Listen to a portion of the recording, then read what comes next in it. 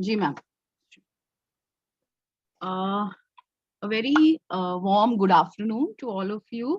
मैं doctor Syed Mubeen Zahra, department of history and member of the committee, refresher course committee, organizing committee. मुझे बेहद खुशी हो रही है कि आज 10वें दिन और 39th लेक्चर जो है मैं उसको इंट्रोड्यूस कर रही हूँ। एंड आज जो स्पीकर हमारे साथ हैं श्री विनोद अनुपम जी, वो एक बहुत ही मशहूर राइटर हैं, फिल्म क्रिटिक हैं।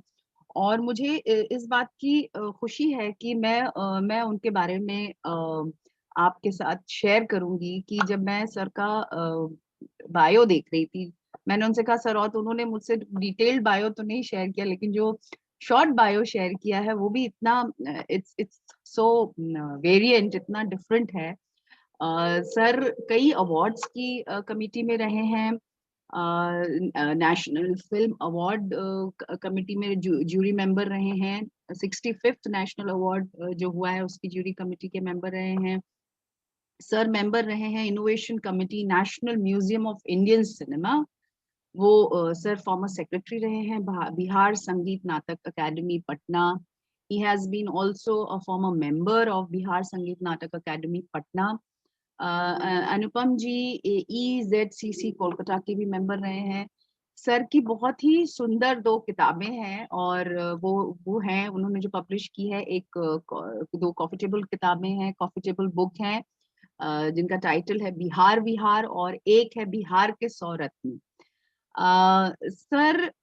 Sir has been associated with इनका इनका जुड़ाव, सर का जुड़ाव रहा है, सर का कंट्रीब्यूशन रहा है कई खास व आम और खास अखबारों के साथ, समाचार पत्रों के साथ, पत्रिकाओं के साथ।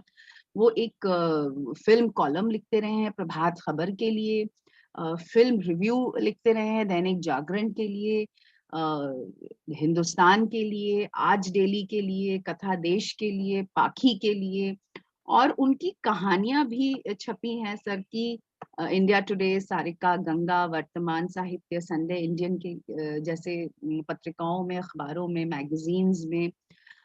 सर रेगुलर लिखते रहे हैं दैनिक भास्कर, अमर उजाला, हिंदुस्तान और दैनिक जागरण के लिए। सर विनोद जी का स्क्रिप्ट राइटिंग में भी एक अनुपम कंट्रीब्यूशन है। Serials for Doordarshan, Mithila culture के ऊपर उन्होंने लिखा है। उन्होंने डॉक्यूमेंट्रीज भी लिखी हैं दूरदर्शन और गवर्नमेंट ऑफ बिहार के लिए, हेरिटेज कल्चर एंड हिस्ट्री जो बिहार का है उस पे। सर का एक स्पेशलाइजेशन भी है organizing workshops on film appreciation. Public relation department, government of Bihar के लिए उन्होंने फिल्म एप्रिसिएशन वर्कशॉप्स ऑर्गेनाइज किए हैं। अनुपम जी कई फेस्टिवल्स और programs, art and culture, youth department से भी जुड़े रहे हैं। और सर पर्टिकुलरली जो यूनिसेफ और प्रसार भारती का जो पल्स पोलियो जो प्रोग्राम था, ऑर्गेनाइज किया गया था, उससे भी जुड़े रहे हैं। और सर को खुद भी दो अवार्ड, प्रमुख अवार्ड मिल चुके हैं। National film award 2002 for best film critic, और state award 1988 for best youth writer. My dear participants, I am extremely honoured, मुझे बेहद खुशी हो रही है कि मैं आपके सामने आज श्री विनोद अनुपम जी के बारे में उनको मैं इंट्रोड्यूस करूंगी और वेलकम करूंगी। और सर हमारे साथ, हमारे समक्ष जो उनका टॉपिक है सर का, वो है सिनेमा शिक्षा की बुनियादी जरूरत। और अब मैं आप और सर के बीच में ज्यादा ना आते हुए, मैं अब ये जो लेक्चर का प्लेटफॉर्म है वो सर को देती हूँ और इनवाइट करती हूँ श्री विनोद अनुपम जी को। Sir you are most welcome sir, now the stage is yours sir. नमस्कार। आपका खैर मकदम है सर, वेलकम सर। नमस्कार, बहुत बहुत धन्यवाद मुबीन जी। ये मेरे लिए बेहद खुशी की बात हमेशा होती है जब भी सिनेमा पर बात करने का मौका मिलता है। और ये आपके साथ, आपका जो इंस्टीट्यूशन है आत्माराम सनातन धर्म कॉलेज, ये जिस तरीके से सिनेमा पर ये 15 दिनों की कार्यशाला आयोजित कर रही है, और जितने विविध विषयों को आप लोगों ने सिनेमा से जोड़ के इस कार्यशाला हेतु समावेश किया है, मुझे लगता है ये हिंदुस्तान में और हिंदी में, हिंदी क्षेत्र में पहली बार हो रहा है। पहली बार सिनेमा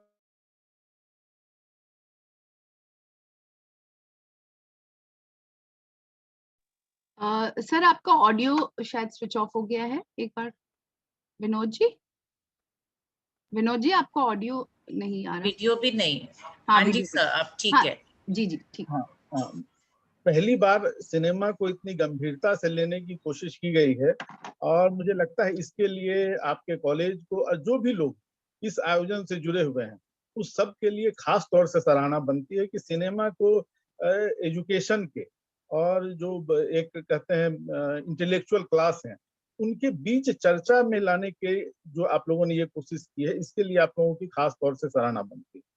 क्योंकि जो हमारा मुद्दा है, जो हमारा विषय भी आज है सिनेमा शिक्षा का, तो मुख्य बात यह है कि सिनेमा शिक्षा की दिशा में हम लोगों ने कभी सोचा ही नहीं।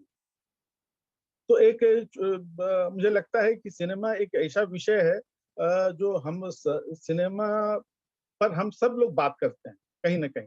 सिनेमा हम सब देखते हैं, सिनेमा पर बात करते हैं, हम सबों के पास सिनेमा पर कहने के लिए कुछ ना कुछ होता है, लेकिन सिनेमा शिक्षा उसको किस तरीके से फॉर्मुलेट करती है, ये महत्वपूर्ण बात। तो ये विषय ऐसा है कि कम्युनिकेबल है। मुझे लगता है कि आपस में बातचीत से ज्यादा बातें निकलती हैं।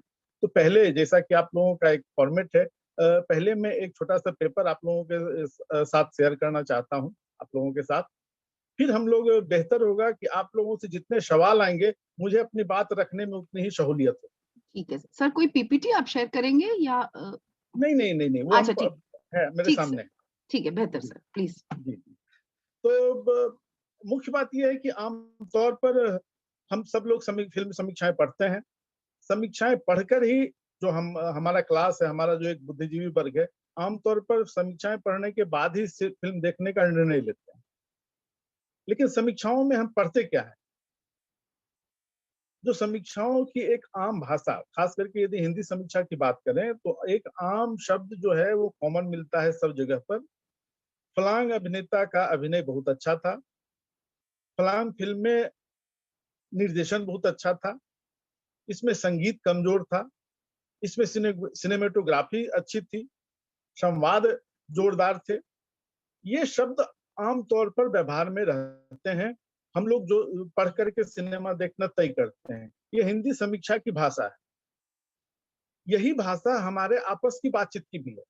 हम जब दो मित्र कोई फिल्म देखने के बाद बात करते हैं, आपस में कुछ राय शेयर करते हैं, तो ये होता है फलाने कलाकार का अभिनय बहुत अच्छा था, फलाने वो अभिनय अच्छा में कभी कभी अक्सर ये होता है कि जो हमारे पसंदीदा कलाकार होते हैं, यदि हम आमिर खान के फैन हैं तो उनकी फिल्म है तो उनका अभिनय बहुत अच्छा था। या फिर ये कोई डायरेक्टर हमारे पसंदीदा है तो उनके बारे में, उनकी फिल्म हमने देखी तो हम कहते हैं कि उनका डायरेक्शन बहुत अच्छा था। हम फिल्म सिनेमा शिक्षा की जब हम बात करते हैं तो वो इस अच्छे के कारण पर जाती है। अभिनय अच्छा है तो क्यों अच्छा है, निर्देशन अच्छा है तो क्यों अच्छा है, इस फिल्म में यदि संगीत अच्छा है तो क्यों अच्छा है, यदि हम कहते हैं सिनेमेटोग्राफी अच्छी है तो क्यों अच्छी है। देखने में यदि हम बात करें तो देवदास का वस्त्र विन्यास हमें जो विस्मित करता है, चकित करता है। वो देवदास के वस्त्र विन्यास की चर्चा लंबे समय तक अखबारों में होते रहती है, इतना महंगा था, ये था, वो था, इतना खूबसूरत था। लेकिन ऑस्कर मिलता है भानु अथैया को गांधी फिल्म के लिए, जिसमें वस्त्र विन्यास जैसी कोई चीज आम तौर पर नहीं दिखती है। यदि हम आम भाषा में करें तो उसमें वस्त्र विन्यास, गांधी जी को आप क्या वस्त्र पहनाएंगे, लेकिन ऑस्कर मिलता है गांधी फिल्म को वस्त्र विन्यास के लिए। तो ये जो मामला है कि आखिर क्यों गांधी को ऑस्कर मिल रहा है, क्यों देवदास को राष्ट्रीय नेशनल अवार्ड भी नहीं मिल पाता है वस्त्र विन्यास के लिए। तो जो चीजें हमें अच्छी लगती हैं, कहीं ना कहीं जो सिनेमा की भाषा है उसमें वो सिनेमा के लिए कितनी सार्थक होती हैं। सिनेमा शिक्षा हमें इसके ये जानने के लिए, ये समझने के लिए तैयार है। सिनेमा शिक्षा की जब हम बात करते हैं तो बात सिनेमा बनाने की ज्ञान की नहीं, सिनेमा को समझने की होती है। कोई भी कला हमारे लिए तब तक महत्वपूर्ण नहीं हो सकती जब तक हम उसे सही से समझ नहीं सकते। बगैर सही समझ के सिनेमा जैसी कला हमारे लिए निरर्थक सी हो जाती है, जो हम लोग आमतौर की भाषा में कहते हैं टोटल टाइम पास। शायद यही कारण रहा होगा कि 1926 में महात्मा गांधी ने यंग इंडिया में सिनेमा की आलोचना करते हुए लिखा था, इसका बुरा प्रभाव प्रतिदिन मेरे ऊपर जबरदस्ती पड़ता है। उनके इस बात को प्रेमचंद जी ने समर्थन करते हुए लिखा था हंस में 1935 में, सिनेमा अगर हमारे जीवन को स्वस्थ आनंद नहीं दे पाता है, हमें निर्लज्जता और धूर्तता और कुरुचि को बढ़ाता है और पशुता की ओर ले जाता है। तो जितनी जल्दी इसका निशान मिट जाए उतना अच्छा। वृंदावन लाल वर्मा ने, प्रसिद्ध ऐतिहासिक उपन्यासकार, आप सब लोगों ने नाम सुना होगा, वृंदावन लाल वर्मा ने भी कभी लिखा था, सिनेमा को काली मैया उठा ले जाए। ये सिनेमा के प्रति जो हमारा बुद्धिजीवी वर्ग है उनकी ये आम भावना थी। लेकिन सच बात यह है, वास्तव में यदि कोसने से ही बुराइयों का अंत होना होता तो अब तक हम लोग राम राज्य में रह रहे होते। किसी भी बुराई की उपेक्षा कर उसे समाप्त नहीं किया जा सकता, समाप्त करने के लिए कोशिश करनी पड़ती।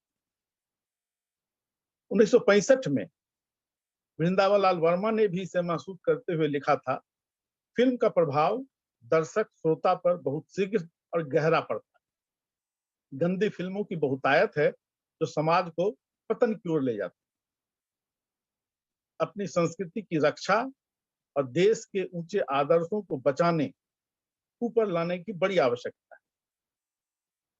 ये आजादी के बाद की बात है, 1965 में वृंदावन लाल वर्मा जी कह रहे हैं। लेकिन चिंता की बात है कि क्या इतने प्रभावशाली माध्यम के नकारात्मक प्रभाव को सकारात्मक बनाने के लिए कोई प्रयास किए गए?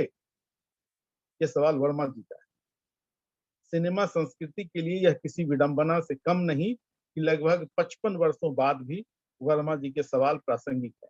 आज भी हम सिनेमा शिक्षा की बुनियादी जरूरतों पर बात कर रहे हैं। 1896 में यूरोप में लुमियर बंधुओं द्वारा किए गए सिनेमा के प्रथम प्रदर्शन के कुछ एक महीने बाद ही सिनेमा भारत में भी देखा जा सका था। सिनेमा के साथ एक बड़ी मुश्किल रही शुरू से ही। ये इसका जब पहला प्रदर्शन हुआ, उसी के साथ इसके साथ धन जुड़ गया, अर्थ जुड़ गया, व्यवसाय जुड़ गया। जब लुमियर बंधुओं ने भी पहला प्रदर्शन किया था तो उसके लिए उन्होंने टिकट वसूले थे। ये धन सिनेमा को कहीं ना कहीं जो कला की एक जो हम लोग मान के चलते हैं, कला की एक पवित्रता जो होती है, उससे सिनेमा को दूर करने की कोशिश में ये अपने शुरुआत से ही कोशिश होती रही। ये एक तलवार की धार पर सिनेमा कह सकते हैं खड़ा रहा, इसे व्यवसाय बनना है या कला बनना है। खैर 1897 में भारत में भी प्रायोगिक स्तर पर फिल्म बनाने की शुरुआत हो गई आजादी के पहले। 1913 में दादा साहब फाल्के ने यहाँ अपनी पहली फीचर फिल्म राजा हरिश्चंद्र पूरी की। उसके बाद से सिनेमा का जो विस्तार भारत में हुआ उसके गवाह हम सब हैं। और आज यदि कोरोना के इस संकटग्रस्त कालखंड को थोड़ी देर के लिए नजरअंदाज कर दें तो लगभग 1300 फिल्में प्रति वर्ष निर्मित कर हम दुनिया भर में शीर्ष पर, सिर्फ हिंदी ही नहीं, तमिल, तेलुगु, मलयालम फिल्में देश पूरी दुनिया में देखी जा रही हैं, सराही जा रही हैं। यदि व्यवसाय की बात करें तो अब पहले जो 100 करोड़ का व्यवसाय हिंदी सिनेमा के लिए एक बड़ी बात मानी जाती थी, अब सिनेमा के व्यवसाय 500 करोड़ से ऊपर की बात हो रही है सिनेमा को व्यवसाय को लेकर। ये जिस तरीके से सिनेमा ने अपने विकास किया, सिनेमा पर अपने हस्तक्षेप को उस तरीके से हम बढ़ाने की स्थिति में, हस्तक्षेप करने की स्थिति में अपने आप को नहीं ला सके। देश के संविधान की 8वीं अनुसूची में दर्ज सभी भाषाओं में फिल्मों का निर्माण हो रहा है। 8वीं अनुसूची से बाहर की भी कई भाषाओं में फिल्में बन रही हैं। भोजपुरी में जिस तरीके से फिल्म भोजपुरी संविधान की अनुसूची में दर्ज नहीं है, इसके बावजूद जिस तरीके से भोजपुरी सिनेमा ने अपनी राष्ट्रीय लोकप्रियता हासिल की है, हम सब उसके गवाह हैं। तो ये सिनेमा की पहुंच है। दुनिया भर के सभी फिल्म समारोहों में सशक्त भागीदारी के बाद अब भारतीय फिल्में व्यावसायिक स्तर पर भी अपनी उपस्थिति दर्ज कर रही हैं। तमाम नाराजगियों, उपेक्षाओं, अवहेलनाओं के बावजूद भारत में सिनेमा का इस स्थिति तक पहुंच पाना निश्चय ही इस माध्यम की ताकत का एहसास कराने के लिए काफी। हमारे चाहे अनचाहे से सिनेमा का बाल बांका नहीं हो सकता। सिनेमा की रफ्तार अपनी जगह पर तेज गति से चल रही, वो हमारे हस्तक्षेप की प्रतीक्षा नहीं कर रहा। सिनेमा की ताकत का सबसे बड़ा कारण सिर्फ यही नहीं है कि हम चीजों को, घटनाओं को वैसे ही देखते हैं जैसा वह है या हुआ है, बल्कि मानसिक रूप से हम भी घटनाओं के अंदर होते हैं। ये सिनेमा की खासियत है। कहते हैं जब वो सिनेमा के शुरुआती दिन में एक फिल्म थी द ग्रेट ट्रेन रॉबरी, उसमें जब ट्रेन ट्रेन पर्दे पर चलती हुई दर्शक की तरफ आती दिख रही थी तो दर्शक सिनेमा हॉल से बाहर भाग गए। उन्हें लग रहा था कि ये ट्रेन सीधे उनके ऊपर आ रही। ये सिनेमा की ताकत थी कि वो आपको अपने अंदर समावेशित कर लेती है, वो आपको समाहित कर लेती है। ये सिर्फ आप देखते नहीं हैं, आप उसको महसूस करने लगते हैं। मानसिक रूप से हम भी घटनाओं के अंदर हो जाते हैं। वास्तव में किसी भी दृश्य के केंद्र में दर्शकों के आंख और कान के साथ दिमाग की भी सहभागिता जरूरी होती है। सिनेमा की यह विशेषता है कि यह जितनी सामने दिखती है उतनी ही हमारे दिमाग में भी बनती है। किसी अभिनेता को पर्दे पर पहाड़ की चढ़ाई करते हुए हम देखते हैं, पहाड़ चढ़ते आंखों से देखते हैं, कानों से उसके पैरों की आवाज, कीले गाड़ने की आवाजें, आसपास के वातावरण, जंगल, झरने वगैरह की ध्वनि भी सुनते हैं। सारा कुछ वास्तविक, लेकिन वास्तविक समय का सिर्फ हमें एहसास कराया जाता है। गौर करेंगे, 7 दिन के वास्तविक समय में पूरी होने वाली चढ़ाई को सिर्फ 7 शॉटों में 7 मिनट से भी कम में हमें दिखा दिया जाता है। हमें लगता है कि किसी पर्वतारोही की पूरी यात्रा हमने देखी ही नहीं, बल्कि उस यात्रा में हम साथ रहे, उसकी दिक्कतों में हम साथ रहे, उसकी परेशानियों में हम साथ रहे। इसका कारण है कि बाकी की कमी जो हमें वहां दिख नहीं रही होती है पर्दे पर, उसकी कमी हमारा दिमाग पूरी करता है। वास्तव में कलाकार को पहाड़ी चढ़ते सिर्फ हम देखते ही नहीं, उसके साथ होते हैं मानसिक तौर पर। आश्चर्य नहीं कि लुई बुनुवेल ने माना था कि सिनेमा हमारे दिमाग पर अफीम सा असर करता है। वो एक तरह से कहें तो सिनेमा, हम जब जितने देर हम सिनेमा के साथ होते हैं, वो कहीं ना कहीं हमारे दिमाग पर काबिज होता है, वो हम उसके नियंत्रण में होते हैं। एक छोटा सा उदाहरण, जेपी दत्ता की फिल्म आई थी एलओसी कारगिल, क्योंकि एक एक्शन फिल्म थी। इसका इसका उदाहरण यहाँ पर टेक्निकली बहुत साउंड थी। फिल्म के विषय से आप सहमत और सहमत हो सकते हैं, उसकी प्रस्तुति से और सहमत और सहमत हो सकते हैं। टेक्निकली फिल्म साउंड थी, इसलिए उस पर हम लोग बात करते हैं। तकनीकी कुशलता के लिए फिल्म देखी जानी चाहिए बार बार। फिल्म में हमेशा ही दर्शक सबसे उचित जगह पर होता है, जहां से पूरे दृश्य में उसकी भागीदारी हो सकती है। एक वार फिल्म में एक वार के एक्शन को कोई दर्शक करीब से देख रहा होता है, अपने आप में एक बड़ी बात होती है। ये किसी की भी तमन्ना होती है कि कहीं वार चल रहा होता है तो चूंकि वहां जाना संभव नहीं होता है, लेकिन फिल्म का कैमरा और उसका जो साउंड रिकॉर्डिंग है वो हमको उसके बीच ले जाती है, हम उसे विस्मित से देखते रह जाते हैं। फिल्म में हमेशा ही दर्शक सबसे उचित जगह पर होता है, जहां से पूरे दृश्य में उसकी भागीदारी हो सके, अधिक से अधिक वह देख सके, अधिक से अधिक वह सुन सके। एक और कारगिल की विकट परिस्थितियों को दिखाने के लिए एरियल शॉट का इस्तेमाल किया जाता है, तो दूसरी ओर सैनिकों के पीछे कैमरा हाथ में लेकर भी दौड़ा जाता है, ताकि अनगढ़ पहाड़ियों का जर्क दर्शक भी महसूस कर सके। पहाड़ियां हैं, सैनिक चल रहे हैं, तो कभी भी समतल चढ़ाई नहीं चल सकते, वो हिलेंगे। तो वो कैमरा जब हिलता है तो दर्शक को महसूस होता है कि हम भी सैनिक के साथ पहाड़ी पर आड़े तिरछे रास्तों पर अपना कदम रख रहे हैं। कैमरे और माइक की कुशलता इसी से आकी जाती है कि किस हद तक वह दर्शक की आंख और कान बन सका है। सिर्फ इसी फिल्म की बात नहीं,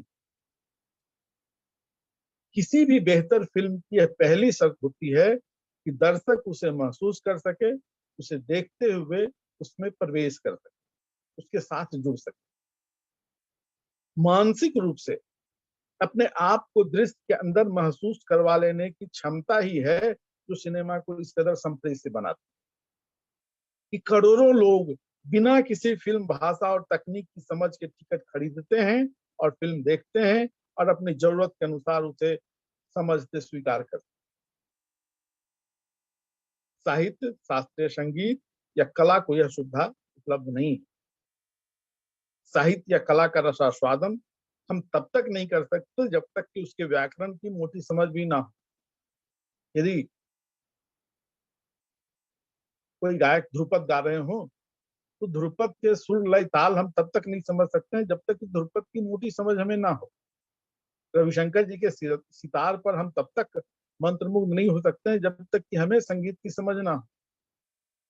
कथक नृत्य हम देख रहे होते हैं तो गति हम देख रहे होते हैं, लेकिन कथक नृत्य को समझने की कुवत तभी हो सकती है उससे उससे मंत्रमुग्ध होने की, जबकि हम उसकी बारीकियों को समझ सकते हैं, उसकी शास्त्रीयता को समझ रहे हैं। ये किसी भी कला के साथ सिनेमा को यह सुविधा हासिल है कि वो इस तरीके से संप्रेषित है, इस तरीके से दर्शकों के साथ रिलेट करती है तो आप बगैर समझे हुए भी उसके साथ जुड़ सकते हैं। आश्चर्य नहीं कि आज हॉलीवुड की फिल्में भारत में जिस तरीके से लोकप्रिय हो रही, जिस तरीके से हॉलीवुड की फिल्मों ने भारत में अपना नया बाजार बनाया है, वो सिर्फ दृश्य के बल पर वो दर्शकों को जोड़ लेती। तमिल फिल्में, तेलुगु फिल्में, जो भी फिल्में कई अब फिल्में तो जिस तरीके से दुनिया भर में एक जा रही हैं एक साथ, तो उसकी सिर्फ उसकी जो संप्रेषणीयता है, उसका जो अपने वो कारण है कि आम दर्शक तक वो सीधे अपने प्रभाव को पहुंचा सकते। ये सुविधा और बाकी किसी कला को उपलब्ध नहीं है। ये सिनेमा की एक बड़ी उपलब्धि है और सिनेमा के एक बड़ा खतरा भी है सिनेमा। सिनेमा ने अपने लिए ऐसी स्वाभाविक भाषा का चुनाव किया है जो सामान्य मनुष्य की मात्र आभासी क्षमता के सिद्धांत पर आधारित है। वास्तव में भारतीय संस्कृति में जब सिनेमा को नाजुक मन बच्चों और किशोरों के लिए त्याज्य माना जाता था तो उसकी वजह सिर्फ यह नहीं कि उस समय कथित तथाकथित गंदी फिल्मों की बहुतायत थी, जैसा कि हमने ऊपर के उदाहरण में सुना, प्रेमचंद जी और वृंदावन लाल वर्मा जी जिस तरीके से बोल रहे थे। सिर्फ वो कारण नहीं था, उस समय भी ऐतिहासिक फिल्में बन रही थी, उस समय भी महबूब खान फिल्में बना रही थी, उस समय भी सोहराब मोदी फिल्में बना रही थी, उस समय भी रामराज जैसी फिल्में बन रही थी। इसके बावजूद सिनेमा से दूरी रखने की एक मुझे लगता है कि ये 70-90 के दशक तक आम परिवारों में धारणा थी कि सिनेमा से बच्चों को दूर रहना चाहिए। क्या कारण? उसकी सही वजह तत्कालीन भारतीय समाज की यह प्रौढ़ और वाजिब समझ रही होगी कि सिनेमा कहीं ना कहीं हमारे सोचने, समझने और कल्पना की क्षमता को छीन कर उन्हें आभास होगा कि क्रिस की उड़ान बच्चों के मस्तिष्क को इस कदर कुंद बना सकती है कि वे अंधानुकरण में छत से छलांग लगा सकते हैं, जबकि उनका स्वतंत्र मस्तिष्क क्रिस से भी ज्यादा ऊंची उड़ान भर सकता है। वास्तव में हमारे मन में कोई कल्पना आकार लेती है तो हम उस कल्पना को साकार करने की कोशिश के पूर्व उसे तर्क पर कसते हैं, जबकि सामने साकार दिखते सत्य को देख हमें तर्क करने की जरूरत ही नहीं महसूस। ये सिनेमा के साथ सिनेमा देखते हुए कभी भी हमें तर्क की जरूरत महसूस, सिनेमा जो है एक कंप्लीट आर्ट के रूप में हमारे सामने आता है, एक बना बनाया, उसमें हम वो एक बना बनाया कह सकते हैं कि वो रेसिपी है, वो सामने है हमारा, सिर्फ हमको उसका आस्वादन करना। सामान्य सा उदाहरण रामायण का है। रामायण बार बार रामायण दिखाई जाती है जा रही है। रामायण के उदाहरण से हम देखते हैं, रामायण जब हम पढ़ते हैं तो हर एक व्यक्ति के मन में राम की तस्वीर अलग बनती जब तक रामायण नहीं बनी थी तब तक राम कहते हुए कोई छवि मन में नहीं आती, सबके अपनी अपनी छवि आती। यदि झारखंड के बच्चे राम के बारे में सोच रहे होंगे तो उनके मन में राम की छवि कुछ और बन रही होगी। मेरठ के बच्चे यदि राम के बारे में सोच रहे होंगे तो उनके मन में राम की छवि कुछ और बन रही होगी। अपनी संस्कृति के अनुसार, अपने समाज के अनुसार वो अपनी छवि गढ़ने के लिए स्वतंत्र होते हैं। अपने अपने तर्क के अनुसार एक समुचित राम को वो गढ़ते हैं। आश्चर्य नहीं कि भारत के रामलीला के कुछ और रूप होते हैं, जबकि इंडोनेशिया में कुछ और। भारत में ही अयोध्या की रामलीला अलग होती है, बनारस की अलग होती है। आप इधर बिहार में चले आइए तो आरा बक्सर की रामलीला अलग होती है। लेकिन सिनेमा यह सुविधा नहीं देती। जितने ही जड़ मस्तिष्क के साथ हम उसे देखें, उसे सहूलियत होती। उसकी सफलता इसी में है कि हम अपनी कल्पना की उड़ान को प्रतिबंधित कर अपनी समझ को उनकी समझ के आगे समर्पित कर। अब तो कई डायरेक्टर ये खुलकर कहने लगे हैं कि मेरी फिल्म को आस्वाद करना हो। गोलमाल जैसी फिल्म के साथ, धमाल जैसी फिल्म के साथ अक्सर ये डायरेक्टर का नोट आता है कि ये फिल्म पसंद करनी हो तो आप दिमाग घर पर रख कर। तो ये एक अजीब सा तर्क, अजीब सी ये कह सकते हैं कि सिनेमा ने हासिल किया है कि सिनेमा को आप अपने तर्क के साथ नहीं देख सकते।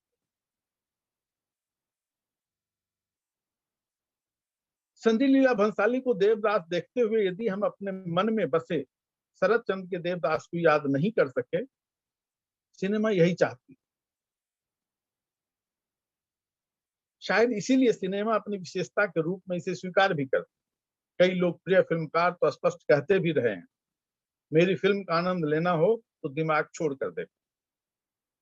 एक नवोदित बाल या किशोर मस्तिष्क के लिए जहां हर पल नए आमद की गुंजाइश बनी रहती है, उसे यह जड़ता कितनी प्रभावित कर सकती है, इस पर एक गहन अध्ययन की जरूरत है।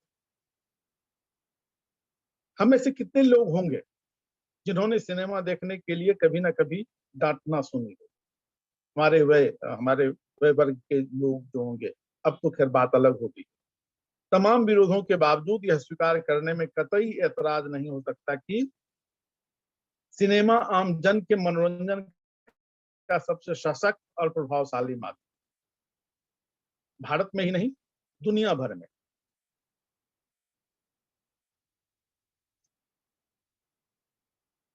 पाकिस्तान, ईरान, श्रीलंका से लेकर इंग्लैंड, अमेरिका, जापान तक मार्केज को अपनी क्रांतिकारी विचारधारा के प्रसार के लिए भी सिनेमा विधा आकर्षित करती है, तो डेविड धवन को अपनी मूर्खताओं से दर्शकों को खुश कर पैसे ऐंठने के लिए भी सिनेमा ही चाहिए।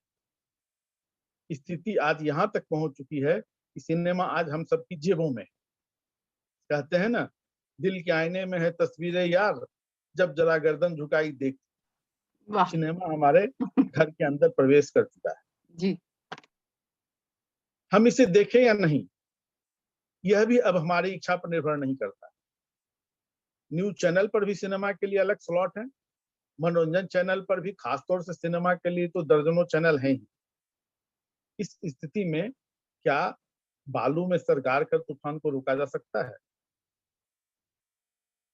आज इंटरनेट के विस्तार ने पूरी दुनिया को आच्छादित कर रखा है, जिसमें अपना देश, अपने गांव, अपने घर भी शामिल हैं। पहले टेलीविजन के साथ और अब इंटरनेट के साथ भी सिनेमा की संस्कृति हम तक पहुंच रही है। सिनेमा की संस्कृति अब सिर्फ कपड़े के फैशन और बालों के स्टाइल को प्रभावित नहीं कर रही, बल्कि अब इसने सामाजिक मूल्यों को भी प्रभावित करने की ताकत हासिल कर ली है। उल्लेखनीय है कि सिनेमा देखना पहले एक सामूहिक क्रिया थी। हम सब सिनेमा घर जाते थे, टिकट कटाते थे, सैकड़ों लोगों के बीच सिनेमा देखते थे। तो मित्रों के साथ जाते थे, परिवार के साथ जाते थे। अक्सर ये होता था कि सिनेमा आप अकेले देखते हैं। मुझे चूंकि फिल्म अकेले देखना ज्यादा पसंद था, तो अक्सर ये सवाल का सामना मुझे करना पड़ता था, आप अकेले क्यों फिल्म देखते हैं? तो मैं कहता था कि मैं फिल्म नहीं देखना चाहता हूँ, मैं फिल्म पढ़ने के लिए जाता हूँ, फिल्म को थोड़ा समझने के लिए जाता हूँ, फिल्म के बारे में जो जानकारियां हैं उसे उस फिल्म के साथ रिलेट करने के लिए जाता हूँ, इसीलिए मैं दोस्तों के साथ नहीं जाता। लेकिन आम तौर पर जो अपने देश में सिनेमा का एक प्रचलन रहा है कि मित्रों के साथ, परिवार के साथ आप फिल्म देखने के लिए तैयारी करते हैं, टिकट कटाते हैं, आपस में बातें करते हैं, फिल्म देखते हैं। बाद में टेलीविजन ने उसे परिवार के बीच सीमित कर दिया। वो जो समूह था, एक सामाजिक समूह, उससे हटा करके उसने परिवार के बीच अपने ड्राइंग रूम में बिठा दिया सिनेमा। और अब इंटरनेट ने सिनेमा को नितांत निजी बना दिया। अब जो सिनेमा है वो हम अकेले देखते हैं। समूह से कटने के, दूर होने के जो खतरे हैं, हम अपने मोबाइल पर आज स्पष्ट महसूस कर सकते हैं। क्या खतरे हैं? मुझे नहीं लगता यहाँ स्पष्ट बताने की जरूरत है। वो सब परिवारों में, सब आपके आसपास वो दिख रहा है कि मोबाइल पर फिल्म कहते हुए कितनी सारी चीजें आज हमारे सामने हैं। ये फिल्म के निजी होते जाने के खतरे हैं। सामाजिक समस्याओं को सिनेमा ने अपने लगातार प्रभाव से इतना सरल बना दिया है कि हिंसा, अपराध, व्यभिचार, बलात्कार अब कुछ भी हमें बेचैन नहीं करता।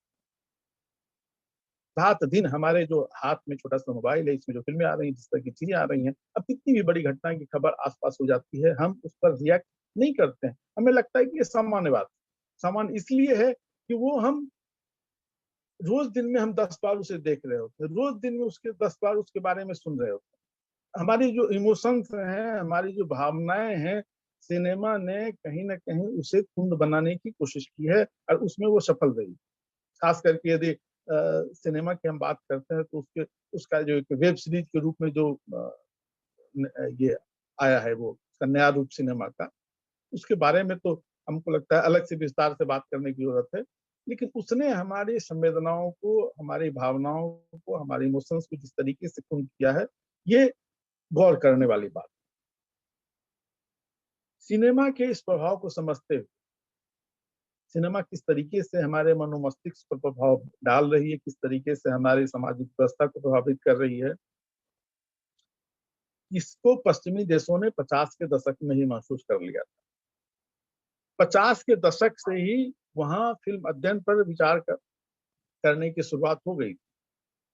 शिक्षा शास्त्रियों और मनोवैज्ञानिकों के लिए वहां पर चिंता का विषय था कि बच्चे जितना समय स्कूल में व्यतीत करते हैं, उससे कहीं अधिक टेलीविजन के साथ। ये 50 के दशक की बात है, जब इंटरनेट नहीं आया। अपने अध्ययन उन्होंने पाया कि 2 वर्ष की उम्र से ही जब बच्चे मातृभाषा सीखने की शुरुआत करते हैं, टेलीविजन और फिल्म जैसे दृश्य श्रव्य माध्यमों से भी संदेश ग्रहण की शुरुआत कर देते हैं। 2 साल की उम्र से 2-3 साल के बच्चे का, आज भी हम अपने परिवारों में देखते हैं, 2-3 साल के बच्चे का कार्टून नेटवर्क के आगे शांत पड़े रहना कोई संयोग नहीं, बल्कि हमें यह स्वीकार करना चाहिए कि वह बाकायदा उसे देख रहा होता है, उसे रिसीव कर रहा होता है, उसे महसूस कर रहा होता है। ये सिनेमा की ताकत, जिस पर कि हमने चुप्पी साध रखी। आज जब समय ने, आज की बात हम बोल रहे हैं, आज बीते 1 साल की, हमें घरों में बंद कर दिया है, बच्चों के हाथों में मोबाइल या टैब देना जरूरत बन गई है। टेलीविजन और मोबाइल की दखल अपनी जिंदगी में और भी हम महसूस कर सकते हैं, और भी उसका दबाव किस तरीके से बढ़ा है और किस तरीके से सिनेमा शिक्षा की अनिवार्यता बढ़ रही है। ये जब ऑनलाइन एजुकेशन की बात होती है, जब हम सिनेमा का साधन बच्चों के हाथ में हमने सौंप दिए हैं, तो और भी जरूरत महसूस हो रही है कि हम किस तरीके से उसे एक बता सकें कि ये सही है, ये गलत। सिनेमा आज हमारे जीवन शैली में शामिल हो चुका है। खाना खाना, ऑफिस जाना, स्कूल जाना की तरह सिनेमा को भी हमने अपनी अनिवार्यता में शामिल कर लिया है। हमें याद है कि कॉलेज जाने के बाद भी, कॉलेज में जब हम लोगों ने एडमिशन ले लिया था उस समय, मतलब मैं ये चीज की बात कर रहा हूँ, फिल्म पत्रिकाएं अपने अभिभावकों से छिपा कर पढ़ी जाती, फिल्म देखने की बकायदा अभिभावकों से अनुमति ली जाती। वह अनुमति भी 2-4 महीने में एक बार जय हनुमान या हिंदुस्तान की कसम देखने के लिए मिलती थी। आज आश्चर्य है ये फिल्म देखना कोई विषय ही नहीं रहा भारतीय समाज के लिए। यहाँ तक कि वैश्य प्रमाण पत्र वाली भी फिल्में देखने के लिए बच्चों को ले जाते हुए हमें छोटी सी हिचक भी नहीं होती। फिल्म देखते हुए बच्चे कमीने का मतलब पूछते हैं और हम मुस्कुराते हैं। आप टेलीविजन के अलग चैनल पर चले जाएं, अधिकांश film A certificate, UA certificate वाली फिल्में हम अपने ड्राइंग रूम में बैठ करके अपने बच्चों के साथ, अपने परिवार के साथ देख रहे होते हैं, उनके व्यक्ति संवाद सुन रहे होते हैं, उसमें जो भी एक्शन है वो देख रहे होते हैं, हिंसा का अतिरेक देख रहे होते हैं। ये सिनेमा की पहुंच हमारे बीच हो चुकी है। तथाकथित आधुनिक होते भारतीय समाज की विडंबना ही है कि यह निरंतर सिमटती जा रही। वास्तविक परिवार और समाज से होती दूरी को वर्चुअल समाज से पाटने की उसके पास मजबूरी होती है।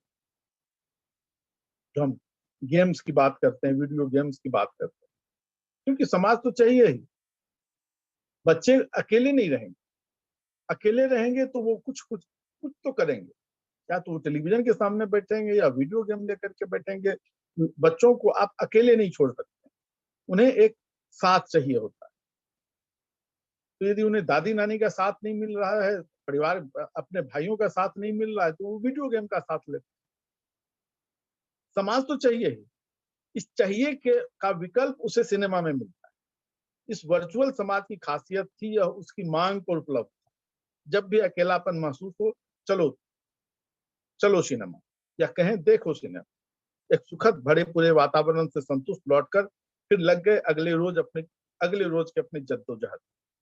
शायद इसीलिए सिनेमा देखना, जो पहले साल 6 महीने का उत्सव होता था, फिर हफ्ते का सगल बन गया और अब रोज की दैनंदिनी में शामिल हो गया है किसी न किसी रूप में। यह भी गौरतलब है कि गांव, कस्बा, शहर, नगर, महानगर जैसे जैसे पारिवारिक इकाइयां छोटी होती गई, इस सगल की सघनता भी बढ़ती गई। यह भी उल्लेखनीय है, इस सगल ने सबसे ज्यादा बच्चों को प्रभावित किया, क्योंकि एकल परिवारों में सबसे अकेले वही थे। आश्चर्य नहीं, एकल परिवारों के सिनेमा देखने का निर्णय धीरे धीरे बच्चों के हाथों में सिमटता चला गया। उन्हें मतलब सिनेमा से नहीं, बस सिनेमा घर के मेले और सिनेमा के पर्दे पर सुलभ वर्चुअल दुनिया से। और अभिभावकों के लिए उन्हें सिनेमा ले जाना वास्तव में कहीं ना कहीं उन्हें अपने भरे पूरे समाज से काटने की एक क्षतिपूर्ति थी। लेकिन यह क्षतिपूर्ति वास्तव में किस तरह उनकी समझ को अपनी दुनिया के प्रति जड़ बना रही थी, हमने इस पर गौर करने की जरूरत नहीं समझी। फिल्मकार और अभिनेता अमोल पालेकर का नाम हम सब लोगों ने सुना है। अमोल पालेकर ने अलग तरह की फिल्में भी बनाई हैं। अमोल पालेकर कहते हैं, दुर्भाग्यवश भारतीय सिनेमा क्या है या भारतीय जड़ क्या है, इसका उत्तर खोजने की बजाय हम लोग इसकी तरफ ना देखना ही पसंद करते हैं। ये एक बड़ा संकट है। किसी समस्या के निदान के लिए निदान से भिड़ने के बजाय हम उससे बचने की कोशिश करते हैं।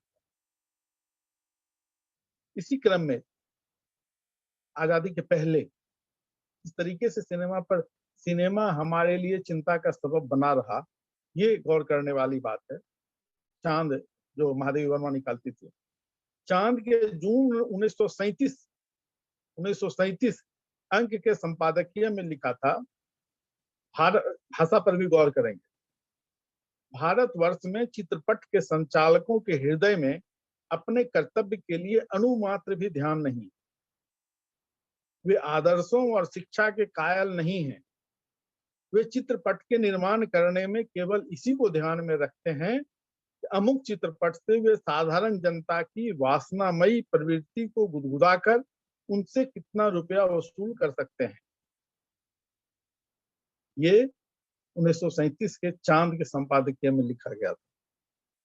और मुझे लगता है 2010 में सिनेमा की परिभाषा बताई जाती है, इंटरटेनमेंट, इंटरटेनमेंट, इंटरटेन। और हम उसे एक्सेप्ट करते हैं जी। लेकिन आज जब सिनेमा और भी प्रभावशाली और आतंककारी रूप में हमारे सामने है, हम एक शब्द भी या तो बोल नहीं पाते या बोलना चाहते। ना तो अच्छे को अच्छा का प्रशंसा का जोखिम उठाते हैं, ना ही बुरे को बुरा कहने की हिम्मत जुटा सकते।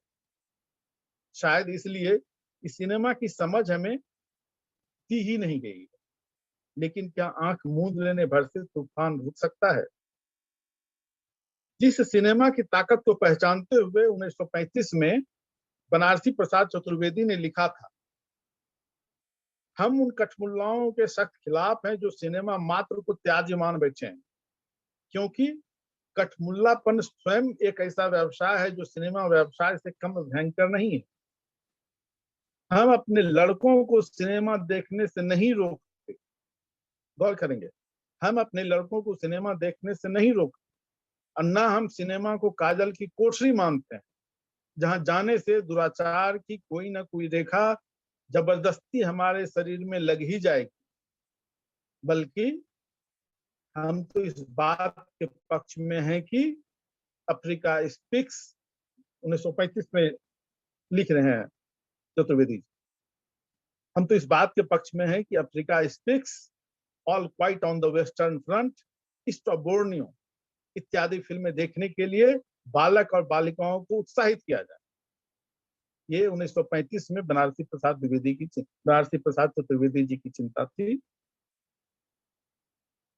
आज 2021 में भी हमने सिनेमा पर बातचीत की हिचक तो तोड़ी है, लेकिन इसके जिस तरीके के व्यापक विस्तार की जरूरत है, उसमें अभी कहीं ना कहीं कसर बाकी। आज इस स्थिति में जब सिनेमा के प्रवाह को रोका नहीं जा सकता, क्या बेहतर यह नहीं कि लोगों को सिनेमा देखने से रोकने के बजाय बनारसी प्रसाद चतुर्वेदी की बात मानते हुए उसे सिनेमा देखना सीखें और सिखाएं। प्रकाश झा ने 90 के दशक में ऐसी ही अभिनव कोशिश बिहार में की। प्रकाश झा का नाम, अब तो उनके नाम मुझे लगता है कि 2 दर्जन भर से ज्यादा के नेशनल अवार्ड हैं। इतने जी सारे जी। डॉक्यूमेंट्री उन्होंने बनाई है, इतनी सारी फिल्में उन्होंने बनाई है। 90 में वो पटना आए थे और बिहार भर में उन्होंने फिल्म एजुकेशन पर काम करने की शुरुआत करी थी। उस समय फेसेस ऑफ स्टॉर्म जिस डॉक्यूमेंट्री के लिए और दामुल के लिए उन्हें नेशनल अवार्ड मिल चुका था। जाहिर है बेहतर सिनेमा से लगाव ने उन्हें बेहतर दर्शक बनाने के लिए प्रेरित किया होगा, और उन्होंने बिहार के कई शहरों में पुणे से फिल्म के प्राध्यापकों को बुलाकर बिहार में फिल्म भाषा के प्रति जागरूकता बढ़ाने की कोशिश की। और मुझ जैसे सिनेमा के छात्र को यह गर्व है कि हम लोग उन्हीं के स्कूल के उन्हीं की शुरुआत से हम लोगों ने सिनेमा के बारे में जानने का उत्साह जगा। नहीं तो बिहार के किसी छोटे से शहर में रहने वाले किसी इंटर के विद्यार्थी को क्या पता सिनेमा में हम क्या समझ सकते हैं, क्या नहीं समझ सकते। प्रकाश झा ने एक युवाओं को सिनेमा की समझ देने की शुरुआत फारबिसगंज में उन्होंने कार्यशाला किया, बेगूसराय में कार्यशाला किया, और उसका प्रभाव ये पड़ा कि कई शहरों में फिल्म पर काम करने वाले बच्चे तैयार हुए, कई शहरों में वो फिल्म सोसाइटीज बनी, और बेहतर सिनेमा के प्रति बिहार में एक वातावरण बनाने की कोशिश हुई, जो कि बाद में फिर ये सूचना जनसंपर्क विभाग ने फिल्म कार्यशाला आयोजित करने की शुरुआत की। कई जगह पर लोगों ने किया, फिल्म फेस्टिवल्स कई जगह पर होने लगे। तो एक सिनेमा के लिए एक सार्थक वातावरण बनाने की कोशिश कहीं से भी हो सकती। हालांकि ऐसी कोशिशें सिनेमा के आरंभ से ही हो गई। आरंभ से तो मजबूरी थी। दादा साहब फाल्के ने जब फिल्म बनाई भारत में, तो वो भारतीय दर्शक के लिए सिनेमा एक नया माध्यम।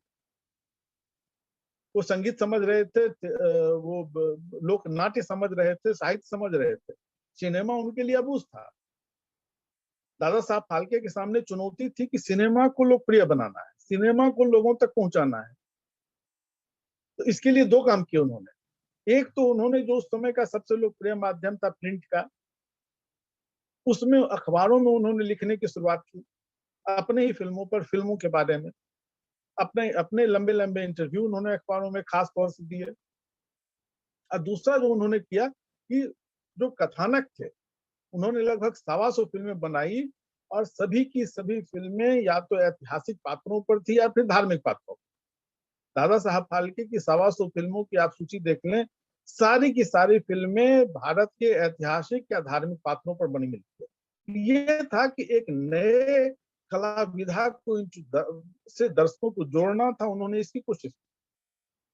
तो सिनेमा पर लिखने की शुरुआत या सिनेमा पर बात करने की शुरुआत तो दादा साहब फाल्के से ही होगी।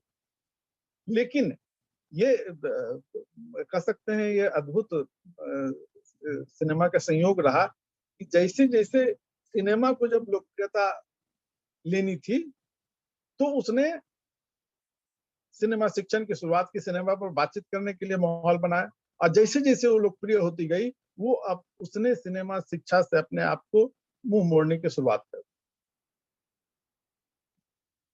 बाद में जैसे-जैसे सिनेमा बाजार के लिए विकसित होता गया, उसने फ़िल्म एजुकेशन पर बात करना ही बंद कर दिया। यहाँ तक कि फ़िल्म समीक्षा तक आज यदि फ़िल्म पर लिखने के लिए अवार्ड की बात होती है, इतने सारे अवार्ड फ़िल्म फेयर से लेकर के स्क्रीन अवार्ड, मुझे लगता है कि यदि जनवरी से शुरू होता है जो अवार्डों का सिलसिला, वो मार्च तक में 50 कमर्शियल अवार्ड दिए जाते हैं। किसी में भी फ़िल्म क्रिटिक्स को अवार्ड नहीं है या सिनेमा ऑन राइटिंग को अवार्ड किसी भी श्रेणी में नहीं है। सिर्फ नेशनल फिल्म अवार्ड है जिसमें सिनेमा पर लिखने के लिए अवार्ड दिया जाता है। तो सिनेमा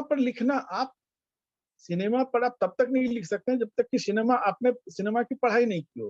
तो इसका सीधा-सा मतलब है कि पर सिनेमा की पढ़ाई के लिए सिनेमा इंडस्ट्री को कोई भी रुचि नहीं। रुचि इसलिए नहीं है कि वो अपने आप को मान रही है कि हमें लोकप्रियता जो होनी थी वो हो चुकी। हम लोकप्रियता के शीर्ष, अब वो अपने दर्शकों पर काबिज है। शिक्षा का अर्थ है बाकायदा फ़िल्म अध्ययन। आखिर अध्ययन का उद्देश्य क्या है? कोई भी विषय, साहित्य हो, विज्ञान हो, कला हो या तकनीक हो, हम क्यों पढ़ते हैं? वास्तव में विधिवत अध्ययन का उद्देश्य दिमाग को ऐसे साधन से लैस किया जाना है, जो ज्ञान की गूढ़ दुनिया को समझ सके। क्योंकि किसी भी विषय को एक व्यक्ति अपनी सामान्य समझ से एक सीमा तक ही समझ सकता है। सिनेमा तो कला की सबसे कॉम्प्लेक्स विधा है। इसमें साहित्य भी है, कला भी है, विज्ञान भी है, तकनीक भी है। यदि कला की बात करें तो इसमें पेंटिंग भी है, क्राफ्ट भी है, वस्त्र विन्यास भी है, लाइट्स भी है। अब जितने भी कला और विज्ञान के जितने भी पहलू के बारे में सोच सकते हैं, सिनेमा में आपको कहीं न कहीं उसकी उपयोगिता दिख जाएगी। ज़ाहिर है, सिनेमा पर हर एक दृष्टिकोण से विचार करने की ज़रूरत है। ये आप लोगों ने इस कार्यशाला के लिए जिस तरह के विषय बनाए हैं, वो उससे भी हम समझ सकते हैं। कितने दृष्टिकोण से हम सिनेमा पर बातचीत कर सकते हैं, कितने दृष्टिकोण से हम सिनेमा पर सोच सकते हैं, कितने दृष्टिकोण से सिनेमा पर अध्ययन की ज़रूरत है। एक कला माध्यम के रूप में, संप्रेषण के एक सशक्त दृश्य शब्द माध्यम के रूप में, एक लोकप्रिय जन मनोरंजन के रूप में, सूचनाएं और सामाजिक मूल्य बोध को संचारित करने वाले साधन के रूप में, सांस्कृतिक वातावरण का निर्माण करने वाले एक अभिकरण के रूप में। यदि इतिहास के संदर्भ में हम देखें तो सिनेमा अपने आप में ये पूरा एक पीरियड रखता है हमारे सामने। एक अर्थशास्त्र की बात करें तो यदि हम 70s के फ़िल्में देखें, आज़ादी के बाद की फ़िल्में देखें कि जिस तरीके से नया दौर जैसी फ़िल्में बनी थी, तो उस समय की जो राजनीतिक व्यवस्था थी, वो उस समय के सिनेमा पर परिलक्षित होती है। तो सिनेमा अपने समय का कहीं न कहीं एक दस्तावेज होता रहा है।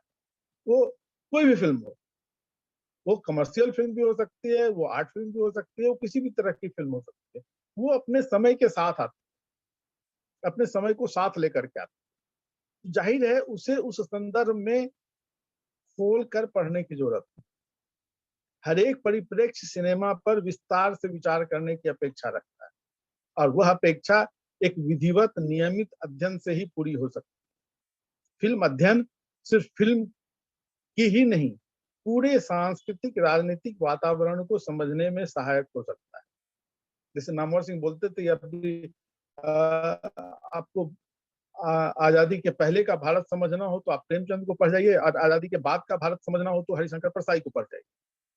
सिनेमा के साथ भी कुछ यही है, आप अपने जिस दौर को आप समझना चाहते हैं उस दौर की आप चुनी हुई फिल्में देख लें, आपको उस दौर के सारे सब कुछ का, पहनावे से लेकर के उस समय की राजनीतिक स्थिति का, उस समय की आर्थिक स्थिति का, उस समय का जो समाज, उस जो हमारे रिलेशन हैं हमारे, जो वो सब कुछ आपको उस समय की के बारे में एक जानकारी मिल जा सकती है। इसे एक छोटे से उदाहरण से समझते हैं। हम किसी म्यूजियम को देखने जाते हैं या किसी पुरातात्विक स्थल के पर्यटन के लिए जाते हैं, यदि उस स्थान के बारे में पूरी जानकारी लेकर देखने जाते हैं तो हमारा आनंद दूना हो जाता है। नालंदा के पुरातात्विक अवशेषों को क्या बस देख भर लेना काफी हो सकता है यदि बगैर ऐतिहासिक संदर्भ के देखें? यदि नालंदा के खंडर आप लोगों में से कुछ लोगों ने देखे होंगे, तो यदि आपको ऐतिहासिक संदर्भ जानकारी ना हो तो वहां सिर्फ ईंटों का ढेर ही नजर आएगा। ऐतिहासिक संदर्भ उसे नालंदा के पुरावशेष बनाते हैं। और जब हम देखने जाते हैं तो हमें एक अपनी सभ्यता के विकास की जानकारी मिलती है। उसे हम मानव सभ्यता का प्रतीक बताते हैं। नालंदा के दक्षिण भारत के मंदिरों को देखने जाएं, यूं भी जी वो कारीगरी की मिसाल लगती है, जी लेकिन उनके आर्किटेक्ट, उनके इतिहास के बारे में जानकारी लेकर के जाएं, फिर उस आनंद की कल्पना करें। ताजमहल बहुत खूबसूरत है, आप खूबसूरती के लिए देख सकते हैं, लेकिन एक ऐतिहासिक संदर्भ के साथ ताजमहल देखें तो फिर बात अलग बन जाती है। एक बार महान रेखा चित्रकार भाऊ समर्थ अब गुजर गए, हालांकि एक समय में जितनी भी साहित्यिक पत्रिकाएं निकलती थी लगभग सबों में उनके रेखा चित्र आया करते थे। भाऊ समर्थ से किसी ने पूछा था, आपके रेखा चित्र काफी कठिन होते हैं, समझ में नहीं आता। उन्होंने कहा था, आप फ्रेंच पढ़ सकते हैं? नहीं ना, क्योंकि आपको कभी फ्रेंच सिखाया ही नहीं गया। कोई भी कलाकृति अबूझ नहीं होती। सच यही है कि हमने उसे पढ़ना समझना सीखा ही नहीं। स्कूली शिक्षा में क्या कहीं पेंटिंग या किसी भी कला के बारे में कोई ज्ञान, कोई शिक्षा देने की कोशिश हमने की है? फिर कैसे उम्मीद कर सकते हैं कि बच्चे बस पेंटिंग देखकर पेंटिंग समझने लगेंगे? यदि यही सिनेमा के बारे में कहा जा सकता है। सिनेमा के बारे में तो बात भी नहीं की जाती, शिक्षा की तो बात ही दूर। अमोल पालेकर ने अपनी एक फिल्म की चर्चा करते हुए कहा था, जब आप यह फिल्म देख पाएंगे तो आपको लगेगा इससे भागने की कोई जरूरत नहीं। ये कोई बौद्धिक फिल्म नहीं है, ना ही किसी विशेष वर्ग के लिए बनाई गई। यह जरूर है कि इसमें एक भी गाना नहीं है, कोई ऋतिक नहीं है, आमिर नहीं है, सलमान नहीं है। फिर भी यदि यह अच्छी लगती है, मन मस्तिष्क को छूती है, तो इसमें तकलीफ क्या है? लेकिन यह दर्शकों को तब पता चलेगा जब वो इसे देख पाएंगे। और देखने के लिए बीच का पुल लुप्त है।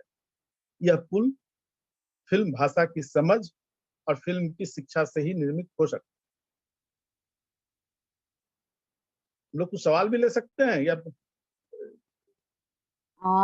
जी विनोद जी, सवाल आ रहे हैं प्रतिभागियों जी जी के। जी जी और कमेंट आप अगर आपकी इजाजत हो तो सवाल ले सकते हैं। जी जी जी।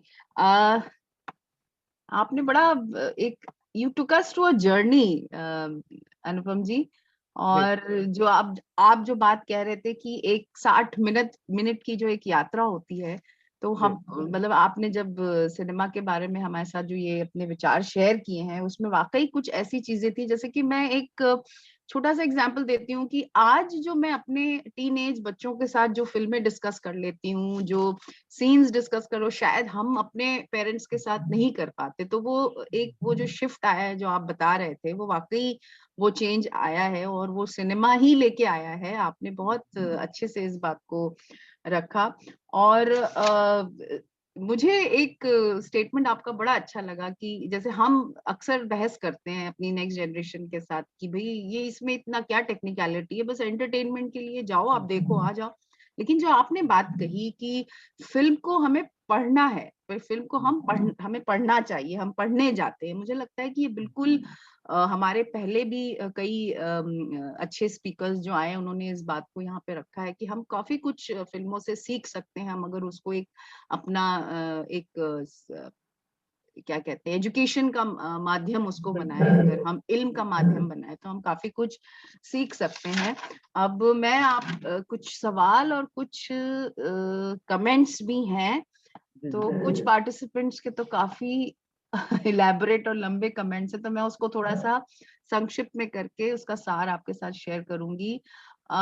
एक डॉक्टर लक्ष्मी पांडे हैं, ये कह रही हैं, very good observation sir, in these pros and cons what is the future of Indian cinema. मेरे ख्याल से वो ये जानना चाह रही कि जो आज का एक स्थिति है जो आपने डिस्कस की, उसमें हम इंडियन सिनेमा, भारतीय सिनेमा का क्या भविष्य देखना चाहते हैं, मेरे ख्याल से यही पूछना चाह रही है जी। देखिए, सिनेमा का भविष्य के प्रति हमें निराश होने की जरूरत नहीं है, निराश होना भी नहीं चाहिए। जिस बिल्कुल तरीके की कोशिशें चल रही हैं, जिस तरीके से बदलाव दिखने शुरू हुए हैं, जैसे अब ये इस कार्यशाला के माध्यम से हम देख सकते हैं और इस तरह की चीजें और भी जगह पर हो रही हैं, तो ये और जिस तरीके से एक लोगों के माइंडसेट में भी आ रहा है, जिस तरीके से मशान जैसी फिल्में आ रही हैं और दर्शक एक्सेप्ट कर रहे हैं, जिस तरीके से किताब जैसी फिल्में आ रही हैं लोग एक्सेप्ट कर रहे हैं, तो कई नएपन की खोज में सिनेमा अब तैयार दिख रहा है। ये है उसके लिए कितने तैयार, दर्शक को तैयार होने की जरूरत है कि हम जो नई चीजें आ रही हैं हमारे बीच, क्योंकि अब आगे हम लोग चर्चा करेंगे इस पर कि तकनीकी रूप से सिनेमा जितना डेमोक्रेटिक हो गया है, तो अब सिनेमा की दुनिया में हमारे बीच से लोग जा रहे हैं, छोटे छोटे शहरों से लोग जा रहे हैं, अपनी कहानियों को लेकर के जा रहे हैं, वो एक नया सिनेमा लेकर के आ रहे हैं। वो उस नए सिनेमा को ताकत बनने की जरूरत है, और वो ताकत हम तभी बन सकते हैं जबकि फिल्म अच्छी और बुरी फिल्म की समझ हमारे साथ हो, वो कि हम फर्क कर सकें कि ये डेविड धवन का सिनेमा है और ये पंकज त्रिपाठी का सिनेमा है या और नए डायरेक्टर का सिनेमा है। ये मुझे लगता है ये फर्क करने की शुरुआत जिस तरीके से हो रही है और कोशिश से चल रही है, तो बेहतर की उम्मीद हम लोग कर सकते हैं। खास करके सिनेमा जिस तरीके से तकनीकी रूप से जितनी सहजता से अब सिनेमा हमारे साथ आ गया है, तो हम लोग आगे चर्चा करेंगे कि सिनेमा अब बहुत डेमोक्रेटिक हो गया है। तो हम चाहें, खास करके मलयालम सिनेमा की बात करें तो पिछले साल जब मैं जूरी में था, तो 5 लाख में फिल्म, फर्स्ट क्लास फिल्में 5 लाख में फिल्में बना करके वो उन्होंने जूरी में भेजी थी, उसे अवार्ड भी मिला था फिल्म को। एक फिल्म हम लोगों ने देखी थी मलयालम में, टू लेट, कहीं मिले तो आप लोग यूट्यूब पर या देख सकते हैं। जी बिल्कुल। पूरी फिल्म हम लोगों ने देख ली, 1 घंटे 10 मिनट की फिल्म थी। पूरी फिल्म हम लोगों ने देख ली, फिल्म को अप्रिशिएट हम लोगों ने किया। पता चला कि उसमें जो मुख्य अभिनेता है, ये मुख्य अभिनेत्री हैं, वो निर्माता की पत्नी है। फिल्म में कहीं पर बैकग्राउंड म्यूजिक नहीं था। ये आपको सुनकर आश्चर्य होगा, पूरी 1 घंटे 10 मिनट की फिल्म में सर कौन सी फिल्म की बात आप कर रहे हैं, नोट करेंगे हम, बताइए टू सर एक लेट, बार फिर। टू लेट किराया, to let, to let, okay to let. कहीं पर भी उसमें बैकग्राउंड म्यूजिक का प्रयोग नहीं था, और उसके कहीं आपको एहसास नहीं होता था कि फिल्म में म्यूजिक नहीं है। कहीं पंखे चलने की आवाज आ रही है, कहीं रेडियो चलने की आवाज आ रही है, कहीं बगल से सड़क से गाड़ियां गुजर रही हैं, लेकिन आर्टिफिशियल म्यूजिक नहीं था। तो इस तरह के प्रयोग अब हो रहे हैं, और खास करके हम हिंदी में तो कम दिख रहे हैं, लेकिन मलयालम फिल्मों में कम बजट में वहाँ फिल्में बन रही हैं। तो हिंदी सिनेमा का भविष्य जो है वो कम बजट की फिल्मों में है। कम बजट की फिल्मों में हम बेहतर कहानी दे सकते हैं और अपने लिए दर्शक जुटा सकते हैं। तो भविष्य से निराश होने की जरूरत नहीं, हमें विनोद तैयार होने की जरूरत है उसके अप्रिसिएशन के लिए। जी कई कई कमेंट्स और कई प्रश्न आ रहे हैं, इसी क्रम में मैं एक और, मुझे एक चीज यहाँ कहनी है विनोद जी, आपने एक बहुत अच्छी बात कही कि आज का जो सिनेमा है, मुझे लगता है कि कुछ बातें जो हम सरगोशियों में करते थे, खामोशी से करते थे, आज का जो सिनेमा जो आप कह रहे हैं कि बड़ा डेमोक्रेटिक हो गया, मुझे लगता है उन सरगोशियों वाली बातों को उन्होंने एक आम ऑडियंस के सामने ले आया है। तो वो जो आप जो डेमोक्रेटिक सिनेमा की बात कर रहे हैं, आप बिल्कुल इसको बिल्कुल सही कह रहे हैं। लेकिन जो हमारे अगला प्रश्न है, वो शायद इस बात से पता नहीं मानते कि उनकी अपनी राय है, लेकिन चूंकि उन्होंने एक बड़ा ऐसा पॉइंट रखा है, तो मैं वो प्रश्न शेयर करूंगी। विनय विकास जी हैं, इनकी अपनी अद्भुत राय होती है। वो ये पूछते हैं कि आपको ऐसा नहीं लगता है कि उत्सव, उमराव जान और पाकीज़ा, सलाम बॉम्बे ये डॉगमा फॉर द इंस्टीट्यूशन है? मैं ये जानना चाह रहा हूँ कि क्या किसी लेडी टीचर को इसको पढ़ाने में, लेडी, मैं उनके शब्द में ही आपको पहले पढ़ दूं फिर, what kind of problem a lady teacher, एक लेडी टीचर भी पढ़ के आपको सुना रही है ये, what kind of problems a lady teacher will face specially in Bihar, teaching such kind of texts, especially in Bihar, especially in colleges and university। ये हमारे विनय विकास जी, इनकी अपनी अद्भुत राय होती है और प्रश्न होता है, और वो ये जानना चाह रहे हैं कि इस तरह के सब्जेक्ट्स जो डॉगमा से रिलेटेड है, एक फीमेल टीचर कैसे पढ़ाएगी, और एक फीमेल टीचर आपके समक्ष ये प्रश्न रख रही है, विनोद अनुपम जी। बिहार में हम लोगों ने हिंदी, हमारे हिंदी के टीचर थे, वो विद्यापति पढ़ाते थे ना जी। तो ऐसा मुझे लगता है कि जब एक उम्र के बाद, मुझे लगता है इस तरह की हिचक तो होती नहीं है, और हम अपने घरों में खुल करके बात करते हैं, तो टीचर से तो हम उम्मीद रखते ही हैं। बायोलॉजी की टीचर बायोलॉजी पढ़ाती है ना, जी तो फिर ये सिनेमा को लेकर के हम क्यों इस तरह से हिचक रहे हैं जी कि उनको जी क्या कष्ट होगी? यदि जी एक एक मेडिकल इंस्टीट्यूशन में या सामान्य कॉलेज में बायोलॉजी की प्रोफेसर अपने बच्चों को बायोलॉजी पढ़ाती हैं, सारे सब कुछ बताती हैं, विस्तार के साथ बताती हैं, ग्राफ के साथ बताती हैं, तो फिर उनको सिनेमा में क्यों हिचक हो सकती है? मुझे सिनेमा के लिए क्यों तैयार हो? मुझे मुझे उम्मीद है कि विनय विकास जी की जो गलत फहमियां हैं या जो डाउट्स हैं, वो क्लियर हो गए होंगे आपके इस जवाब बिहार में से, अनुपम बिहार जी। में प्रॉब्लम नहीं है। बिहार के तरफ हम उन्हें आश्वस्त करते हैं, बिहार में कोई अगला, प्रॉब्लम नहीं है। जी सर, अगला प्रश्न है, ये डॉक्टर आशी मिश्रा है, ये कहती हैं, wonderful listening to you sir, I just want to ask, how does Devdas make a cinematic adaptation of a character as a metaphor? ये मतलब ये जानना चाह रही हैं कि देवदास का एक जो सिनेमैटिक एडेप्टेशन है, इसको एज अ कैरेक्टर मेटाफर कैसे होता है? और एक और इसी से जुड़ा हुआ एक और प्रश्न है, मैं ले लेती हूँ ये, डॉक्टर प्रदीप साहनी है, ये पूछ रहे हैं, सर फाइन आर्ट्स के विद्यार्थियों के लिए सिनेमा में क्या स्कोप है? मुझे लगता है क्योंकि हम सब टीचर्स हैं और इंटरडिसिप्लिनरी हैं यहाँ पे, जी, तो ये बहुत बिल्कुल इंटरेस्टिंग बिल्कुल। सवाल है प्रदीप साहनी जी का, कि फाइन आर्ट्स के विद्यार्थियों के लिए सिनेमा में क्या क्या क्या स्कोप है? 2 बार पूछा। हाँ, तो हम यहीं से शुरू करते हैं। देखिए, जी फाइन आर्ट्स के बगैर तो सिनेमा बन ही नहीं सकता है। जी आप सेट की डिजाइन से लेकर के उसमें जो वस्त्र विन्यास तक है, खास करके यदि सेट की बात कर रहे हैं, तो सेट तो फाइन आर्ट्स के विद्यार्थी ही बना सकते हैं। उसका जो कलर्स की यदि हम बात करते हैं, हमने उसकी चर्चा क्योंकि हमारे पास तो, लेकिन कभी आप जानकारी लें कि सिनेमा में कलर्स का कितना महत्व है।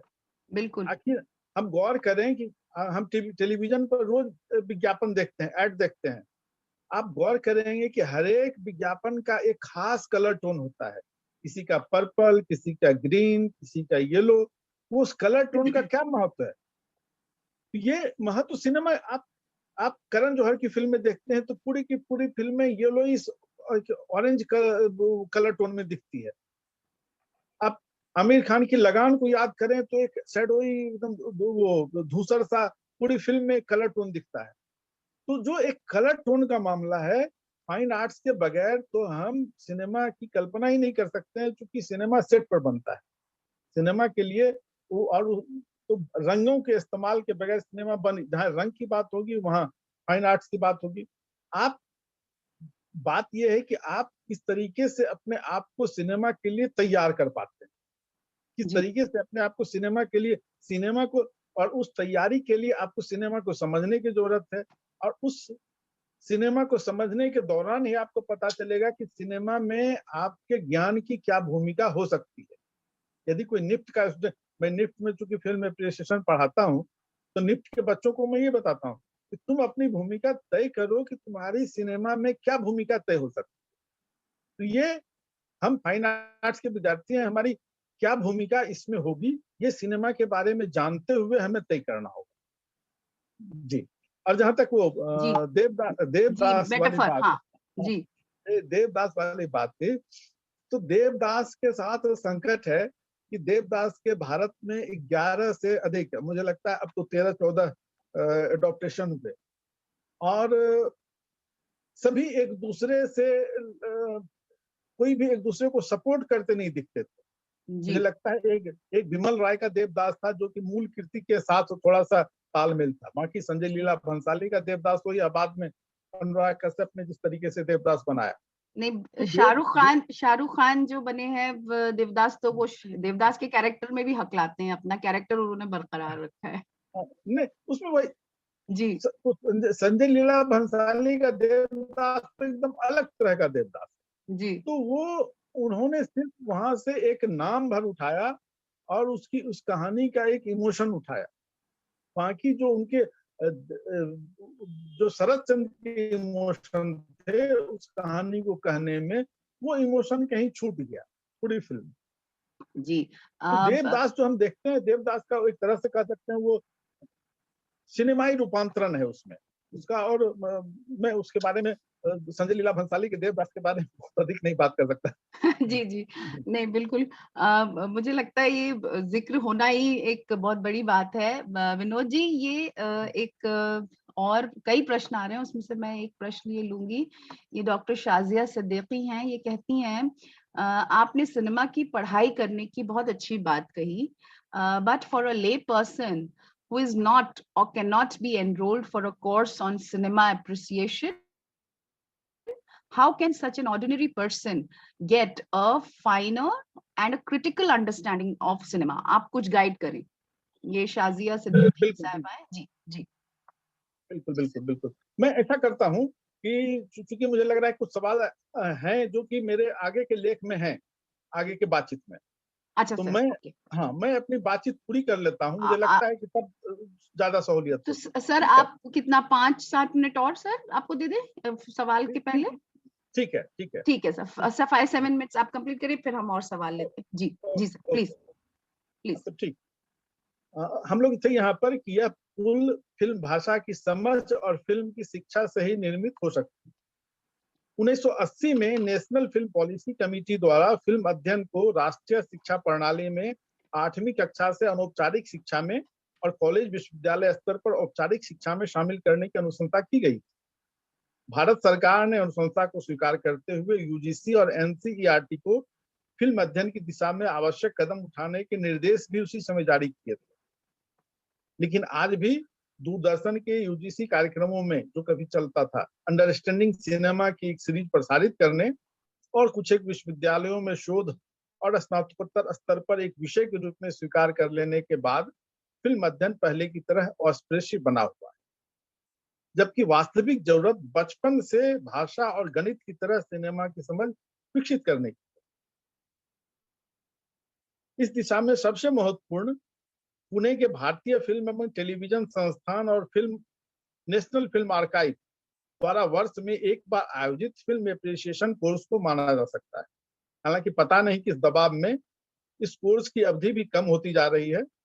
पहले यह 40 दिनों का था, अब 1 महीने में इसे पूरा किया जा रहा है। इस कोर्स की खासियत है कि इसमें सिनेमा की तमाम तकनीकी जानकारी इस उद्देश्य से दी जाती है कि हम सिनेमा का अधिक से अधिक आस्वाद ले सकें। सिनेमा की परंपरा से जोड़ने के लिए विश्व और भारतीय सिनेमा के इतिहास और विकास के बारे में भी जानकारी दी जाती है। यहाँ एक व्यक्ति के बारे में जानना जरूरी है। ये थे सतीश बहादुर, अब गुजर गए। सतीश बहादुर में के बारे में जानते हुए जो सवाल, अभी 1-2 सवाल आ रहे थे, इसके संदर्भ इसमें आपको दिखेंगे।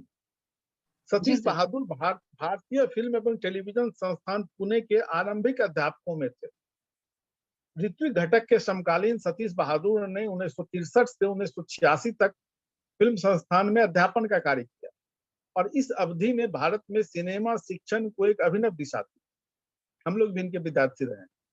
उल्लेखनीय है कि फिल्म संस्थान में फिल्म एप्रिसिएशन के जिस विभाग के लिए उनकी नियुक्ति हुई थी, वहां कोर्स का मूल स्वरूप तैयार करने की जवाबदेही भी उन्हें ही सौंपी गई थी और उसकी शिक्षण पद्धति भी उन्हें ही तय करनी थी। सतीश बहादुर के पहले सिनेमा पर बातचीत भले ही होती थी, दादा साहब फाल्के भी सिनेमा पर लिख रहे थे और प्रेमचंद भी लिख रहे थे, लेकिन फिल्म एप्रिसिएशन की कोई मूल समझ विकसित नहीं हुई। या तो सिनेमा को स्वीकार किया जा रहा था या अस्वीकार। सतीश बहादुर ने सिनेमा को समझने की तकनीक विकसित की और उसे फिल्म एप्रिसिएशन का नाम दिया, हिंदी में फिल्म रसास्वादन। उन्होंने फिल्म शिक्षण को लोकप्रिय बनाने की दृष्टि से FTII पुणे और राष्ट्रीय फिल्म अभिलेखागार के साथ मिलकर फिल्म एप्रिसिएशन के संक्षिप्त कोर्स की भी शुरुआत की। उल्लेखनीय है कि सतीश बहादुर ने स्वयं सिनेमा की विधिवत शिक्षा कहीं से भी ग्रहण नहीं की। सतीश बहादुर मूलतः अर्थशास्त्र के प्राध्यापक। उन्होंने कानपुर के DAV कॉलेज में 4 वर्षों तक अर्थशास्त्र का अध्यापन किया। 1951 में वो आगरा विश्वविद्यालय आ गए। विश्वविद्यालय के खुले वातावरण में उनके मन में छिपी सिनेमा के प्रति जिज्ञासा आकार लेने लगी। 1958 में उन्होंने आगरा विश्वविद्यालय में सिने सोसाइटी की शुरुआत, सिने सोसाइटी, जिसके तत्वावधान में विदेशी फिल्में दिखाई जाती थी और उन पर बातचीत कर समझने की कोशिश की जाती। यह नितांत स्वाध्याय था, जिसके केंद्र में सतीश बहादुर रहते थे। स्मरणीय है कि यह वह दौर था जब ना तो VCR आए थे, ना ही DVD, YouTube और नेटफ्लिक्स का तो उस दौर में कल्पना से बाहर की चीज। सिनेमा देखने का एकमात्र साधन था प्रोजेक्टर और फिल्म प्रिंट। लेकिन सिनेमा के प्रति उनकी अकूत जिज्ञासा ने शायद यह अकूत लगन भी सौंपी थी। आज हम सिर्फ कल्पना ही कर सकते हैं, जब दुनिया इतनी सिमटी हुई नहीं थी, तब दुनिया भर के फिल्मों के प्रिंट उपलब्ध कर पाना उनके लिए कितना कठिन रहता होगा। यह संयोग की ही बात है। उसी दौरान ब्रिटिश लेखिका मेरी सेटोन भारत सरकार के किसी प्रोजेक्ट के सिलसिले में आगरा आई थी। यहाँ उन्हें विदेशी फिल्मों के नियमित प्रदर्शन की जानकारी मिली, तो उन्होंने सतीश बहादुर से मिलने की इच्छा जाहिर की और सतीश बहादुर की यह मुलाकात इतनी प्रभावशाली थी कि दिल्ली लौटकर मेरी सेटोन ने तत्कालीन प्रधानमंत्री इंदिरा गांधी को उनके सही स्थान FTII भेजने की सलाह दे डाली। शायद उस समय तक सही व्यक्ति को सही जगह रखे जाने का प्रचलन कायम था, इसलिए सतीश बहादुर को अर्थशास्त्र की जगह उनके स्वयं के द्वारा विकसित किए विषय फिल्म एप्रिसिएशन पढ़ाने के लिए फिल्म संस्थान में नियुक्ति मिल गई। इसे देश में फिल्म शिक्षा की शुरुआत मान सकते। अब जब सिनेमा की तकनीक इतनी सहज और सस्ती हो गई है, आने वाली पीढ़ियों के लिए सिनेमा के प्रति एक सही समझ की आवश्यकता और भी शिद्दत से महसूस की जा सकती है। नई तकनीक के सामने अब रॉ स्टॉक, भारी भरकम कैमरे और रिकॉर्डिंग स्टूडियो सिनेमा में अपना वजूद खोते जा रहे हैं। अधिकांश फिल्मों में जहां अब सिंक साउंड यानी लोकेशन पर शूटिंग के समय रिकॉर्डिंग का प्रचलन बढ़ गया है, वहीं आमतौर पर सिनेमा की शूटिंग अब डिजिटल माध्यम पर हो रही है। आज कई फीचर फिल्में वीडियो रिकॉर्डिंग की सुविधा वाले DSLR कैमरे से की जा रही। आज कई फीचर फिल्में, आश्चर्य नहीं कि आज मोबाइल फोन पर बनी फिल्मों की कई राष्ट्रीय अंतर्राष्ट्रीय प्रतियोगिताएं आयोजित हो रही हैं। मतलब हर एक आदमी जिसके हाथों में एक स्मार्टफोन है, उसके फिल्मकार बनने की संभावना से इनकार नहीं किया जा सकता। सिर्फ सिनेमेटोग्राफी के मामले में डिजिटल क्रांति नहीं आएगी, एडिटिंग और साउंड रिकॉर्डिंग जैसे क्षेत्रों के लिए भी अब स्टूडियो के महंगे खर्चों की जगह लैपटॉप ने ले ली है। अब पूरी शूटिंग पेन ड्राइव में एडिटर को दे दी जाती है। एडिटर अपने ड्राइंग रूम में अपने लैपटॉप पर एडिट कर फिल्म तैयार कर लेता है। जाहिर है, फिल्म तकनीक में आए इस जनतंत्र का बेहतर उपयोग हम एक बेहतर समझ के साथ ही कर सकते हैं। यहाँ 65वें राष्ट्रीय फिल्म पुरस्कार में बेस्ट फीचर फिल्म का अवार्ड पाने वाली रीमा दास का उदाहरण लिया जा सकता है। आप लोगों ने नाम सुना होगा असमिया फिल्म विलेज रॉकस्टार का। राइट। पूरी फिल्म की शूटिंग पारंपरिक कैमरे के स्थान पर डिजिटल हैंडहेल्ड कैमरे से की गई थी। कमाल यह कि ना तो कैमरे के पीछे खड़ी निर्देशक रीमा दास निर्देशन, सिनेमेटोग्राफी या संपादन में प्रोफेशनल थी, ना ही फिल्म के कोई अभिनेता प्रोफेशनल थे। तय है तकनीक में आया यह जनतंत्र यदि गलत हाथों में लग जाए तो दुरुपयोग भी कर सकता है, जैसा आम वेब सीरीजों में आज हम देख रहे हैं, और सही हाथों में लग जाए तो मलयालम सिनेमा की तरह मलयाली संस्कृति को वैश्विक ऊंचाई भी दे सकती है। आज एक और अपनी ही संस्कृति पर सवाल खड़े करने की कोशिश, अपनी ही परंपरा से दूरी बनाने का दबाव, और तीसरी तरफ वैश्विक संस्कृति को बढ़ावा देने की कोशिश। कुल मिलाकर समय सचेत होने का है। यदि अभी भी सिनेमा पर हमने अपना नियंत्रण नहीं कायम किया तो फिर आगे कितना भी विलाप करें, निष्कर्ष हाथ नहीं आ सकता। इसके लिए सबसे पहले एक बार फिर से नेशनल फिल्म पॉलिसी 1980 को याद करने की जरूरत है, ताकि सिनेमा के प्रति बचपन से ही एक सही समझ विकसित हो सके। यह एक दिन की कोशिशों से नहीं हो सकता। लगातार विधिवत अध्ययन से ही बच्चों में सही और गलत सिनेमा की समझ को विकसित किया जा सकता है। बच्चों को महान फिल्मकारों की क्लासिक फिल्में दिखाने की गंभीर कोशिश शुरू की जानी चाहिए, ताकि वे डेविड धवन और बिमल रॉय का फर्क महसूस कर सकें। इसकी शुरुआत के लिए हम सरकार के पहल की अंतहीन प्रतीक्षा में भी रह सकते हैं, और सतीश बहादुर की तरह अपने स्तर से शुरुआत भी कर सकते हैं। सत्यजीत रे ने बेहतर सिनेमा के विस्तार के लिए सिने सोसाइटियों को विकसित करने की कोशिश की थी। श्याम बेनेगल और बाद में प्रकाश झा ने अपने स्तर पर सिने सोसाइटी आंदोलन को प्रोत्साहित किया। अभी भी कई शहरों में सिने सोसाइटी सिनेमा के क्षेत्र में उल्लेखनीय काम कर रही है। स्कूल कॉलेज स्तर पर सिने सोसाइटी बनाने की पहल की ही जानी चाहिए। अब तो चीजें आसान हो गई हैं। दुनिया भर की सर्वोत्तम फिल्में एक क्लिक पर उपलब्ध। हिंदी में भले कम हो, अंग्रेजी में सिनेमा पर भरपूर सामग्री उपलब्ध है। फिल्मों पर काम करने वाले लोग आसपास मिल जा सकते हैं। नहीं तो खुद ही सिनेमा देखने और सिनेमा पर बात करने की शुरुआत तो कर ही सकते हैं। सिनेमा देखते हुए मन में जो सवाल आते हैं उसके उत्तर तो तलाश कर ही सकते हैं। साहित्य के साथ हमने कोशिश की। आज बस एक मिनट, साहित्य के साथ हमने कोशिश की। आज छोटे से बच्चे को भी प्रेमचंद और प्रेम वाजपेयी का फर्क मालूम है। आज की सच्चाई है कि लोगों को सिनेमा देखने से हम रोक नहीं सकते हैं, कोशिश कर सकते हैं कि सिनेमा को सिनेमा की तरह ग्रहण करें, एक स्वस्थ आलोचकीय समझ के साथ। जी धन्यवाद।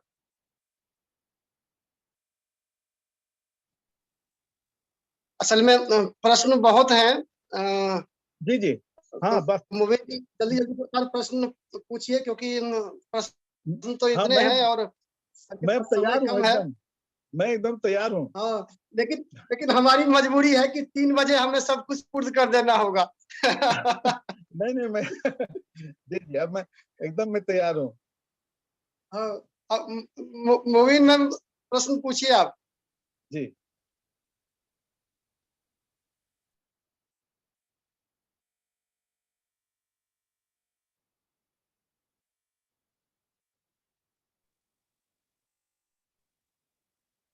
मोविन जी, आवाज आ रही है आपको?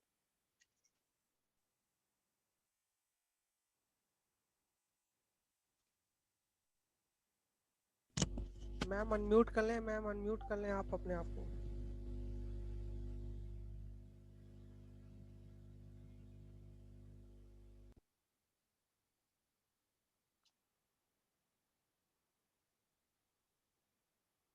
मोविन जी, मोविन मैम आपकी आवाज नहीं आ रही। अनम्यूट कर दो Mubin. Okay, I'm so sorry. I'm so sorry. Somebody muted me. I don't know how. I didn't mute myself. Anyway, sir ये प्रश्न वैसे ही समय कम है, मैं फिर से आपको थोड़ा सा जल्दी ये बता देती हूँ कि सर क्या आपको लगता है कि राजनीति का तो विकेंद्रीकरण कागजों में सिमट गया है, लेकिन सिनेमा में जो एक तरह का विकेंद्रीकरण हुआ उसने भारतीय फिल्म को बदल दिया है? आपने मलयालम फिल्म की चर्चा भी की है, कुछ कोशिश हमने भी किया था, की थी। उन्होंने अपनी कोई फिल्म की का जिक्र कर रहे हैं, लिखा नहीं है, योगेंद्र चौबे जी हैं।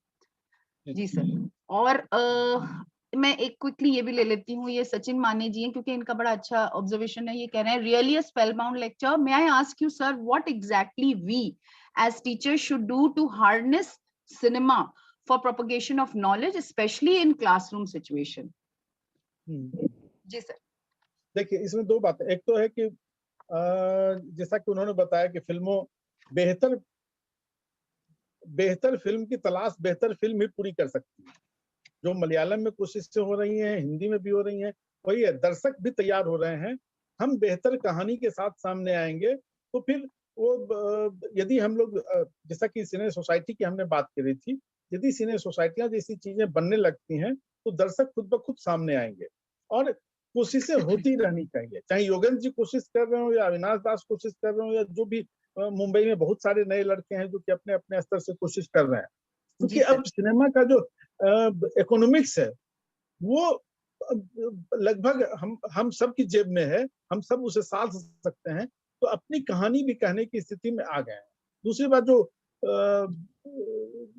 फिल्म एजुकेशन की बात हो रही थी, तो फिल्म एजुकेशन में तो मुख्य बात जो है वो है कि शुरुआत करने की बात है, हिचक तोड़ने की बात है।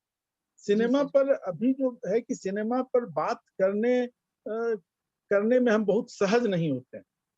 हमें लगता नहीं है कि सिनेमा पर बातचीत की जानी चाहिए।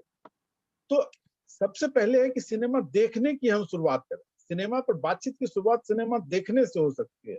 यदि हमने एक साथ सत्यजीत रे की सारी फिल्में देख ली, हम 10 लड़कों ने 10 लोगों ने मिल करके, तो निश्चित रूप से हम लोग कुछ बातचीत करेंगे उस पर।